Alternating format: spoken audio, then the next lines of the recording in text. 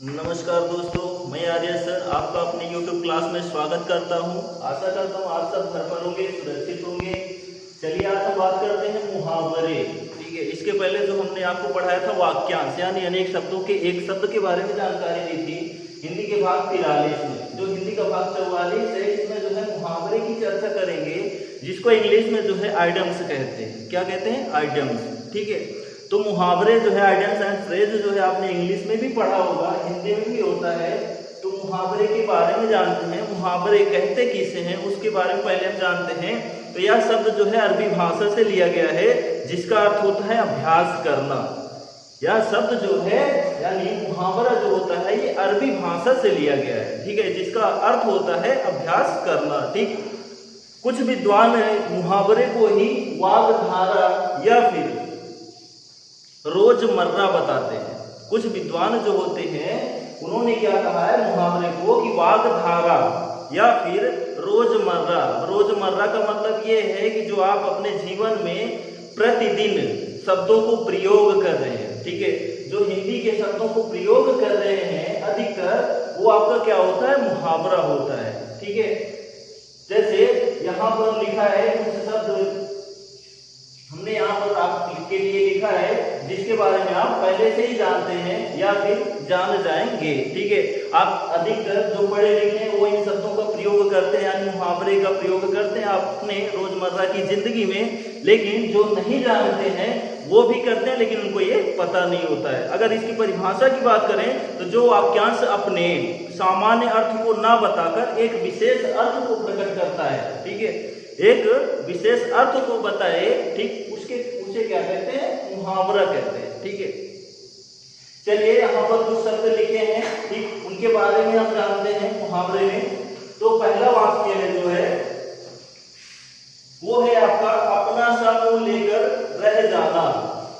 अपना सा मुंह लेकर रह जाना यानी किसी बात को आप किसी से कह रहे हैं, वहां पर वो आपकी बात नहीं सुनेगा, तो वहां पर क्या होगा कि आप स्वयं बात कही हुई वो आपकी बात नहीं माना, तो वहां पर आप अपने को लज्जित महसूस करेंगे। ठीक है, तो वहां पर क्या हो जाएगा? विफल मनोरथ रह जाना। विफल मनोरथ रह जाना। विफल मनोरथ का मतलब ये है जो आपने कहा वो उसका पूरा नहीं हुआ।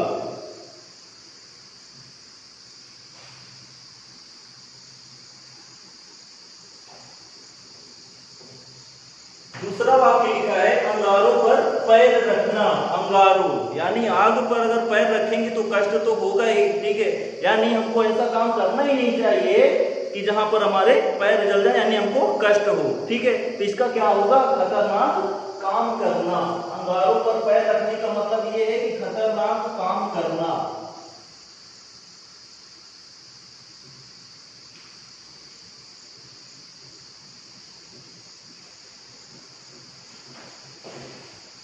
अंगारों पर पैर रखने का मतलब होता है खतरनाक काम करना, यानी जहां पर आपको ज्यादातर कष्ट ही मिले वो आपका क्या होता है? अंगारों पर पैर रखना। ठीक है, नेक्स्ट वाक्य लिखा है अधजल गगरी छलकत जाए। ठीक है, यानी आदि कोई भी चीज हो, चाहे ज्ञान हो, चाहे वस्तु हो, चाहे जो भी हो, ठीक है, चाहे शब्द ही हो, वो क्या होता है? अधिकतर क्या होता है? बेकार होता है। ठीक है, तो अधजल गगरी छलकत जाए क्या होगा?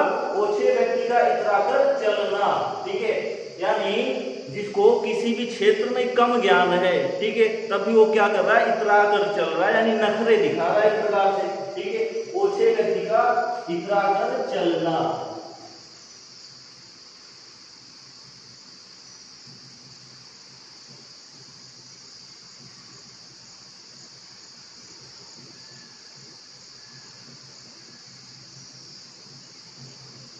ओछे व्यक्ति का इतराकर चलना क्या होता है? अधजल गगरी छलकत जाए। ठीक है, और इसके आगे क्या होता है? धरी गगरिया चुपके जाए, यानी जिसको पूर्ण ज्ञान होता है वो शांति से जाता है, लेकिन जिसको आधा अधूरा ज्ञान होता है वो बहुत अपने को लगाता है। लगाने का मतलब ये दिखावा करता है। ठीक है, नेक्स्ट वाक्य लिखा है कि अक्ल पर पत्थर पड़ना। ठीक है, अक्ल पर पत्थर पड़ने से क्या मतलब है? बुद्धि भ्रष्ट होना। कहते नहीं है कि कोई काम अगर कोई कर रहा है, अगर उसका काम गलत हो जाता है तो कहते ये देखो इसके अक्ल पर पत्थर पड़ गई थी तो ये काम करने लगा, यानी इसको उसके बारे में जानकारी नहीं थी, तब भी क्या कर रहा है? उस काम को कर रहा है, यानी बुद्धि भ्रष्ट होना। अक्ल पर पत्थर पड़ने का मतलब ये है कि बुद्धि भ्रष्ट होना।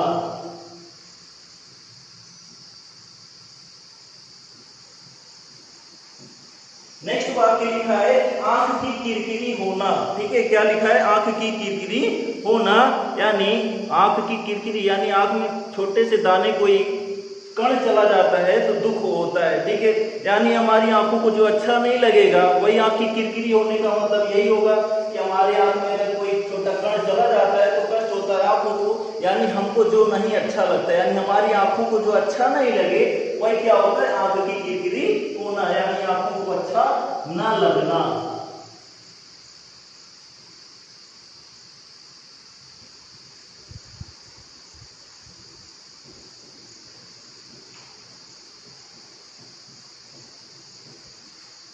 नेक्स्ट वाक्य लिखा है आकाश कुसुम होना। क्या लिखा है? आकाश कुसुम होना, यानी पहुंच से बाहर होना। ठीक है, पहुंच से बाहर होना, यानी जहां पर हम ना पहुंच सके वही होता है आकाश कुसुम होना। ठीक है, पहुंच से बाहर होना, आकाश कुसुम होना।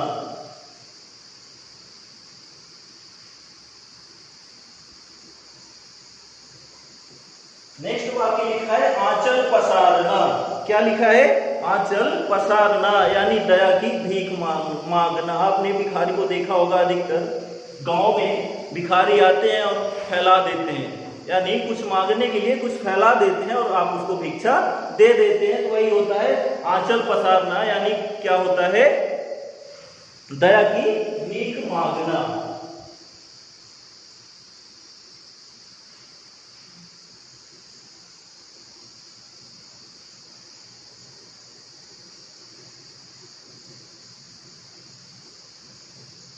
नेक्स्ट वाक्य लिखा है आपे से बाहर होना।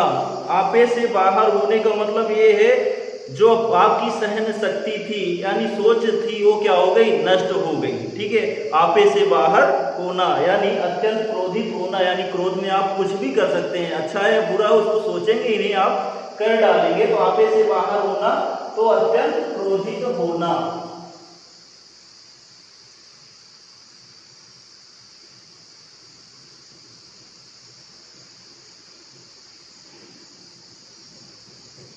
नेक्स्ट वाक्य लिखा है आंख का अंधा काठ का पूरा। क्या लिखा है कि आंख का अंधा लेकिन काठ का पूरा, तो उसका क्या होगा? आंख का अंधा बेवकूफ, एक प्रकार का बेवकूफ, और काठ का पूरा, ठीक है, यानी धनवान। ठीक है, यहां पर क्या होगा कि बेवकूफ लेकिन धनवान। जो व्यक्ति बेवकूफ है पर उसके पास धन भी है तो उसको क्या कहेंगे कि आंख का अंधा तो है लेकिन काठ का ये पूरा भी है। ठीक है, तो यहां पर हो जाएगा बेवकूफ लेकिन धनवान।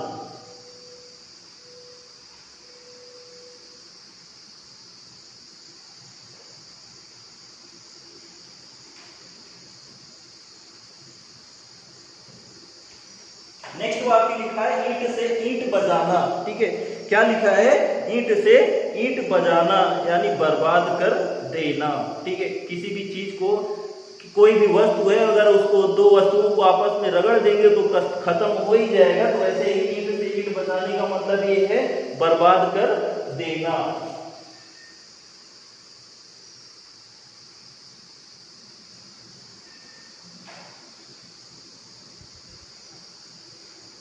चलिए नेक्स्ट वाक्य की बात करते हैं। लिखा है उल्टे उस्तरे से मुड़ना।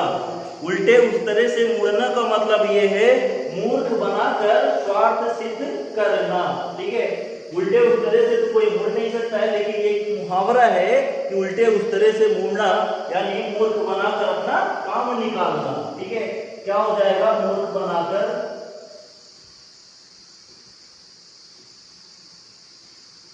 स्वार्थ सिद्ध करना यानी अपना काम निकाल लेना।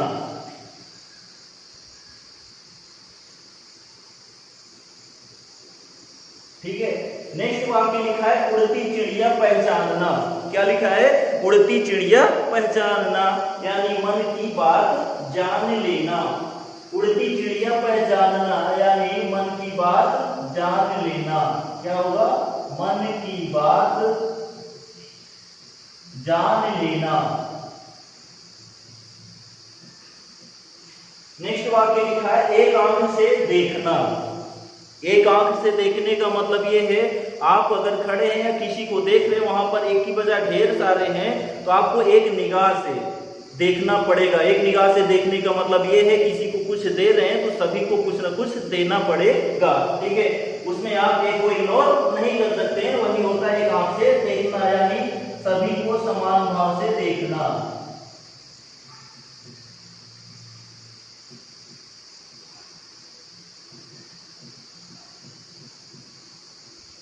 समान भाव से देखना या एक समान देखना, ठीक है, क्या होता है, एक आंख से देखना, ठीक। नेक्स्ट वाक्य लिखा है एक और एक 11 होना। एक और एक 11 होना यानी संगठन में शक्ति होना। जो संगठन होता है वो एक से अधिक होता है, ठीक है, और जो एक होता है वो एक प्रकार का समूह होता है। तो यहाँ पर संगठन में शक्ति होना, एक और 11 होने का मतलब ये है संगठन में शक्ति होना। जहां पर एक अकेला कोई काम नहीं कर सकता, वहां पर ढेर सारे लोग मिलकर उस काम को कर सकते हैं, इसलिए वहां पर क्या कहा जाता है, एक और एक 11 होना, ठीक है। नेक्स्ट वाक्य लिखा है ओले पड़ना। क्या लिखा है, ओले पड़ना, ठीक है। तो ओले पड़ने से मतलब होता है विपत्ति का आना। क्या होता है, विपत्ति का आना।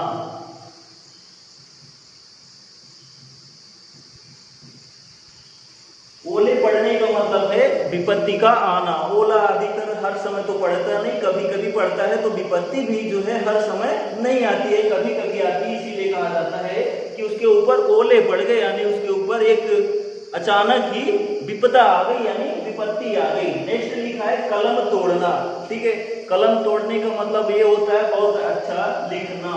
आपने देखा होगा अधिकतर कोर्ट में तो जो जज होता है किसी के फांसी सुनाने के बाद वो अपनी कलम को तोड़ देता है, यानी उसकी निब यानी पॉइंट को तोड़ देता है। क्यों तोड़ देता है, इसलिए तोड़ देता है कि इस पेन से किसी दूसरे की मृत्यु न लिखी जाए, ठीक है, इसलिए उसको तोड़ देता है। तो यहाँ पर कलम तोड़ने का मतलब ये है बहुत अच्छा लिखना, ठीक है। क्या होगा, बहुत अच्छा लिखना।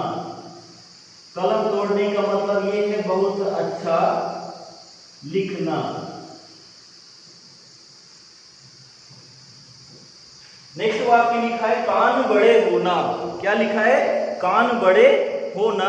कान बड़े का मतलब ये है, अगर आपका कान छोटा है, कान का छोटे का मतलब कम सुनाई देता है, कम ध्यान देते हैं, तो आप पर आपके लिए समस्या हो जाएगी।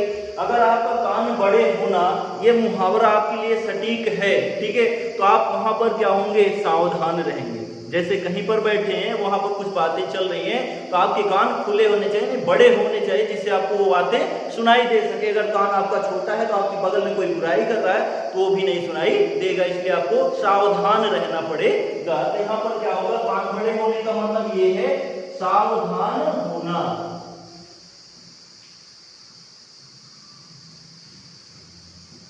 नेक्स्ट वाक्य लिखा है कमर कसना, ठीक है। क्या लिखा है, कमर कसना। कमर कसने का मतलब ये होता है किसी भी काम के लिए आप तत्पर रहें, मतलब आगे कोई काम आपको करना है, उसके लिए आपको पहले से तैयारी होनी चाहिए, तब आप उस काम को कर सकते हैं। इसीलिए यहाँ पर जो मुहावरा है कमर कसने का मतलब ये है कि आपको तत्पर रहना पड़ेगा। कोई भी आपको काम करना है तो वहां पर आप तैयार रहेंगे तभी कर सकते हैं, बिना तैयारी के कोई काम नहीं हो सकता है। तो कमर कसने का मतलब ये है तत्पर रहना। तत्पर रहने का मतलब ये है कोई भी काम अगर भविष्य में आपको करना है तो पहले से तैयारी होनी चाहिए, तब आप उस काम को कर सकते हैं। नेक्स्ट लिखा है कि काया पलट होना। काया पलट होना, काया मीन्स होती है शरीर ही, ठीक है, तो यहाँ पर रूप बदल जाना। तो काया पलट का मतलब क्या हो गया, रूप बदल जाना।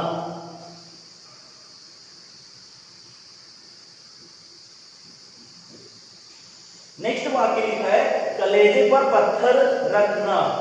क्या लिखा है, कलेजे पर पत्थर रखना।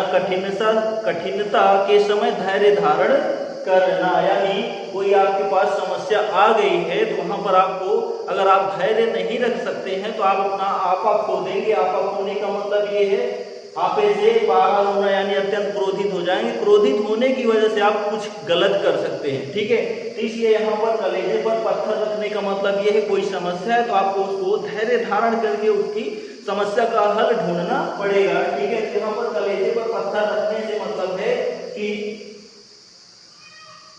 कलेजे पर पत्थर यानी विपदा आने पर धैर्य धारण करना, विपत्ति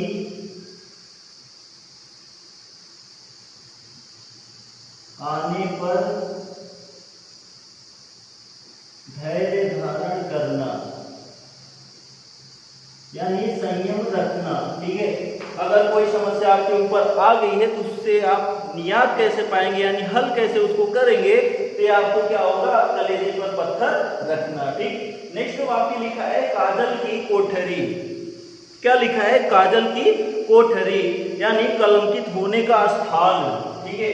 कलंकित होने का स्थान क्या होता है, काजल की कोठरी होती है, कलंकित होने का स्थान।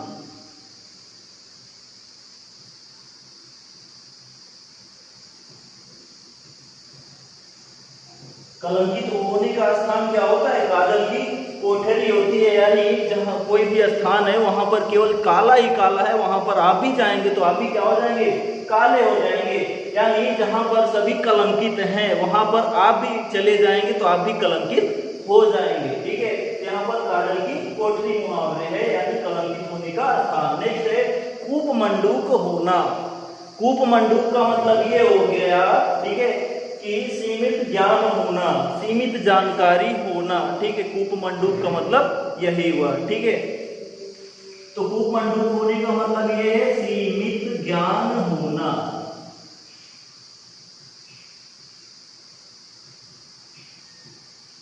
सीमित ज्ञान होना। कूपमंडूक होने का मतलब क्या है कि सीमित ज्ञान होना यानी जानकारी अधिकतर आपको ना होना, वहां पर आपको मंडूक होते हैं, ठीक है। नेक्स्ट वाक्य लिखा है खटाई में पड़ना। अब खटाई में पड़ना मुहावरे, ऐसा लग रहा है खटाई में पड़ना यानी खटाई में कोई चीज डाली जाती हो वो कहलाता है, नहीं। तो खटाई में पड़ने का मतलब होता है संशय में होना, ठीक है, संशय में यानी कोई आपको बात कही गई हो या आप कोई बात करने वाले हो, वहां पर आपको संदेह हो हम क्या कहें क्या ना कहें, ठीक है। तो वहां पर खटाई में पड़ना हो जाता है यानी संशय में पड़ना, ठीक है। तो खटाई में पड़ने का मतलब है संशय में पड़ना।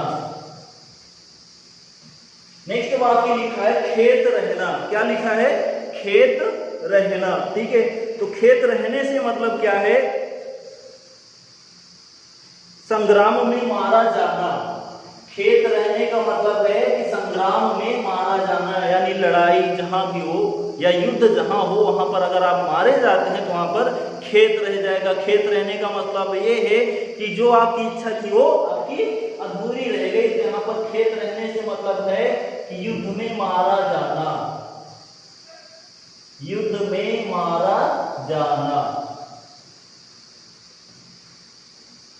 युद्ध अधिकतर कब होगा, किसी वस्तु के लिए या किसी चीज के लिए ही होगा। तो अगर वहां पर आप मारे जाते हैं तो वो जो आपकी वस्तु होने वाली थी वो क्या रहेगी, खेत रह गया यानी पड़ा रह गया, आपको नहीं मिला। जो जीतेगा उसी को मिलेगा। तो यानी खेत रहने का मतलब ये है कि युद्ध में मारा जाना। नेक्स्ट वाक्य लिखा है खून खौलना। क्या लिखा है, खून खौलना। तो खून खौलने से मतलब ये है कि आप कोई काम करने वाले हैं या करेंगे, ठीक है, या किसी के ऊपर आपको किसी के ऊपर खून खौल रहा है। खून खौलने का मतलब ये हो गया उसको या तो आप नुकसान पहुंचाएंगे या तो आप उसको फायदा पहुंचाएंगे। खून खौलने से होगा उत्तेजित होना। क्या होगा, उत्तेजित होना।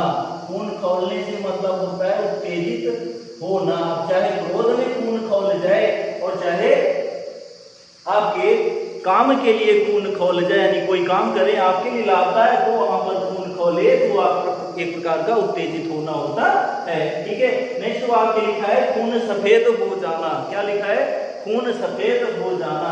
तो दया मोह न रह जाना यानी जो आपका खून था लाल था लेकिन अब सफेद हो गया। सफेद होने का मतलब ये है आपके अंदर जो दया नाम की चीज थी यानी मोह था वो खत्म हो गया, ठीक है। यहाँ पर जो आपके पास दया थी या मोह था या प्यार था, वो सब क्या हो गया, खत्म हो गया।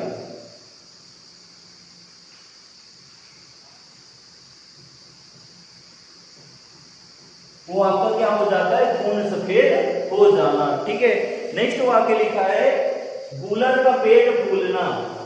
गूलर का पेट फूलना से मतलब क्या होगा कि औकात से ज्यादा बात करना, यानी आपकी जो औकात होनी चाहिए। औकात का मतलब ये है आपके अनुसार, यानी आपकी जो सीमा है उस सीमा से आप बाहर चले जाते हैं तो क्या हो जाएगा कि गूलर का पेट फूल गया। ठीक है, यानी अपनी औकात से बाहर जाना। औकात से बाहर जाना। ठीक है, यानी जो आपकी सीमा थी, जहां तक सीमा थी वहां तक तो आप काम कर सकते थे, लेकिन जो सीमा आपने लांघ ली, यानी वहां पर आपको काम नहीं करना चाहिए था, वहां पर क्या हो जाता है कि गूलर का पेट फूल गया। ठीक है, यानी औकात से बाहर हो जाना, गूलर का पेट फूलना। ठीक है, नेक्स्ट वाक्य लिखा है कि गागर में सागर भरना। ठीक है, क्या लिखा है, गागर में सागर भरना, यानी कम शब्दों में कुछ ज्यादा कह देना, यानी कम स्थान में, कम क्षेत्र में कुछ ज्यादा हो जाना या रख देना ही क्या कहलाता है, गागर में सागर कहलाता है। ठीक है, बहुत में थोड़े,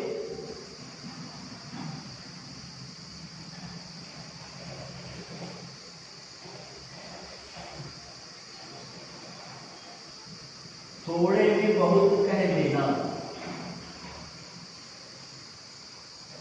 बहुत कह देना या रख देना। ठीक है,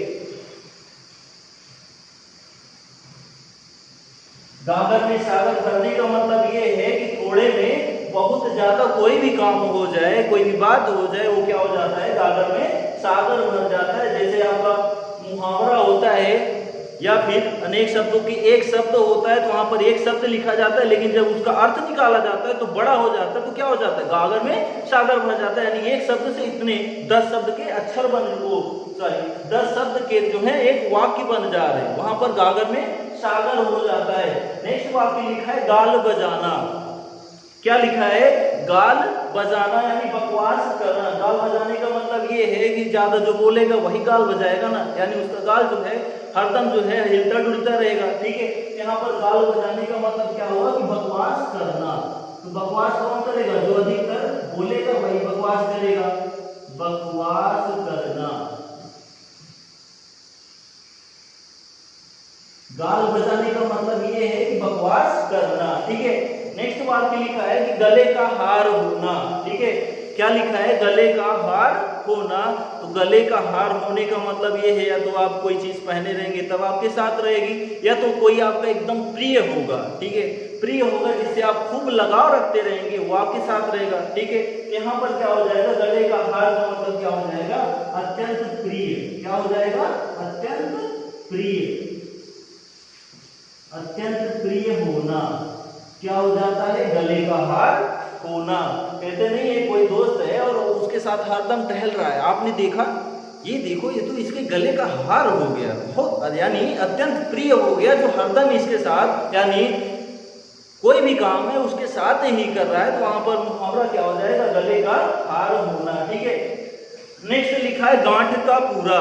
क्या लिखा है, गांठ का पूरा, यानी धनी होना। ठीक है, क्या होता है, धनी होना। गांठ का पूरा का मतलब क्या हो गया, धनी होना। ठीक है, चलिए नेक्स्ट है घाट घाट का पानी पीना।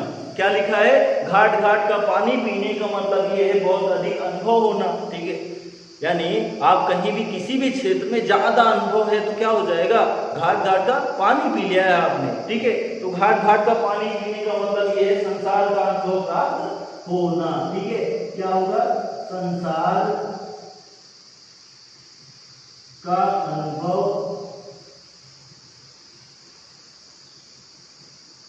प्राप्त होना।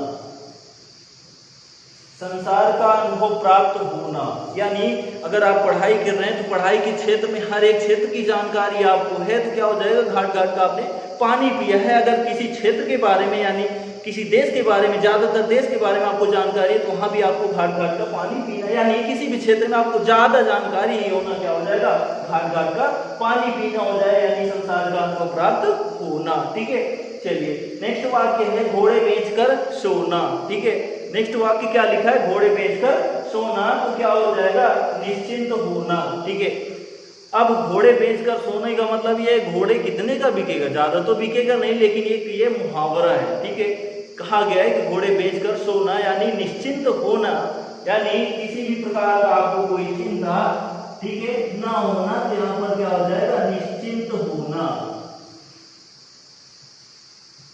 घोड़े बेचकर सोने का मतलब ये है निश्चिंत होना। ठीक है, घोड़े बेचकर सोने से निश्चिंत हो जाना, जैसे कोई घोड़ा बेच दे तो वो निश्चिंत हो जाए, यानी कोई बड़ी समस्या थी वो टल गई, वहां पर आप निश्चिंत होकर सोएंगे ही, यानी एक प्रकार से घोड़े बेचकर सोएंगे ही, यानी आप वहां पर किसी भी चिंता से, यानी कोई चिंता थी वो चिंता मुक्त आप हो गए। ठीक है, वहां पर क्या हो जाता है, घोड़े बेचकर सोना हो जाता है। ठीक है, यहाँ पर जो हमने अधिकतर मुहावरे शब्दों को या वाक्यांशों को, ठीक है, लिया है, वो अधिकतर मोस्ट इंपॉर्टेंट वाक्यांश मुहावरे हैं जो आपके किसी भी स्टेट बोर्ड के लिए या फिर कंपटीशन के लिए बहुत ही लाभकारी हैं। इस वीडियो के जरिए आप इसको पढ़ सकते हैं। ठीक है, और नेक्स्ट वीडियो में इसी टॉपिक पर भी हम चर्चा करेंगे, जो और कुछ शब्द होंगे या वाक्य होंगे। ठीक है, तो जो यहाँ पर हमने आपको जानकारी दी, आशा करते हैं आपको समझ में आई होगी। अगर ना समझ में आई हो तो प्लीज आप कमेंट करिएगा।